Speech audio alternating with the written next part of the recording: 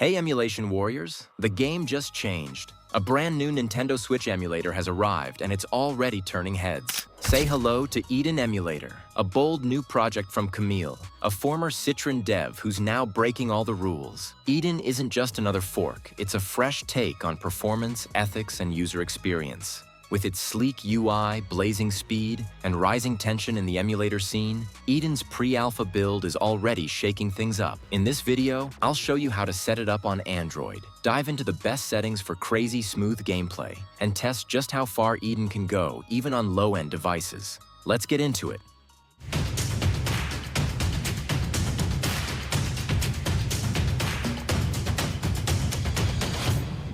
Let's install the emulator, apply the best settings, and test a few games. Fortunately, Eden have a Git repository, also Discord server, so you can easily download from there. So simply download and install the app on your device. Also, I'd like to mention that Eden is available on Windows and Linux OS, so give it a try.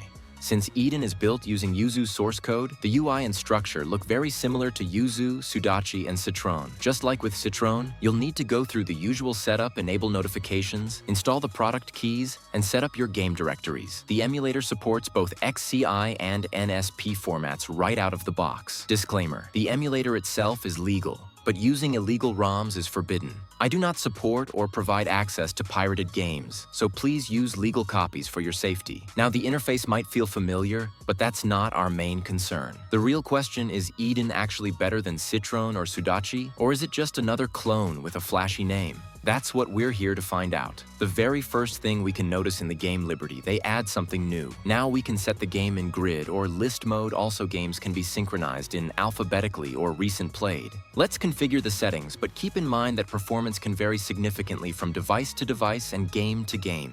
However, you'll gain a clear understanding of how everything works. There's a brand new settings panel called Eden's Veil, found under Advanced Settings. It centralizes options like extended frame pacing, LRU cache, fast GPU time, dynamic state, proc and vertex backend tweaks, and more. You now have precise control over performance on mobile like never before. Here, enhanced frame pacing has arrived. This generates intermediate frames and downscales resolution dynamically to maintain smooth gameplay even on mid-range phones. It feels like your device just got an upgrade without spending a dime. Another huge feature is the LRU toggle least recently used texture caching. When enabled, Eden intelligently clears unused textures and memory blocks under pressure. This keeps your gameplay smooth, especially on devices with limited RAM. Open the System tab.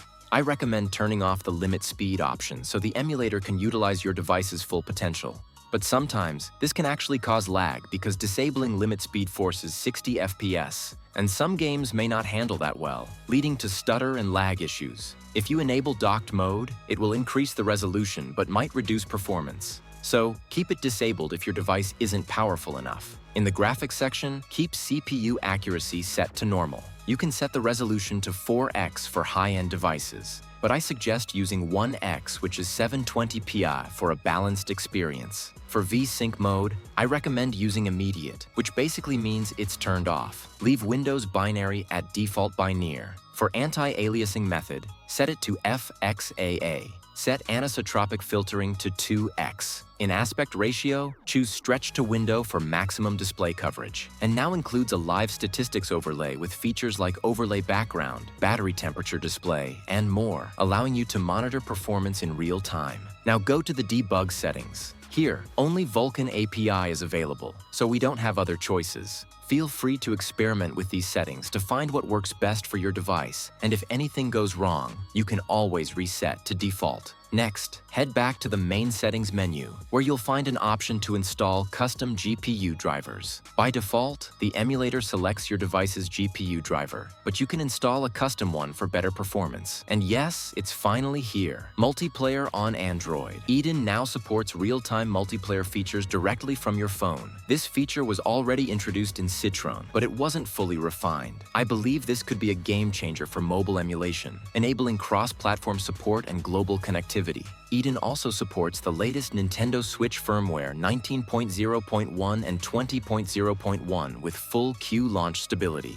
Unfortunately, it didn't work for me. It crashed after a few seconds. I hope it gets fixed in the next update. The UI has also received a major facelift. It's cleaner, faster. So yeah, Eden isn't just another Switch emulator. This update proves it's pushing the limits of what's possible across every platform. It might just be the best Yuzu fork yet, and a solid replacement for Citron moving forward. If you're into emulation, this is the one to watch. Smash that like button if you want more updates, and subscribe so you don't miss what's coming next. See you in the next one, Retro Warriors.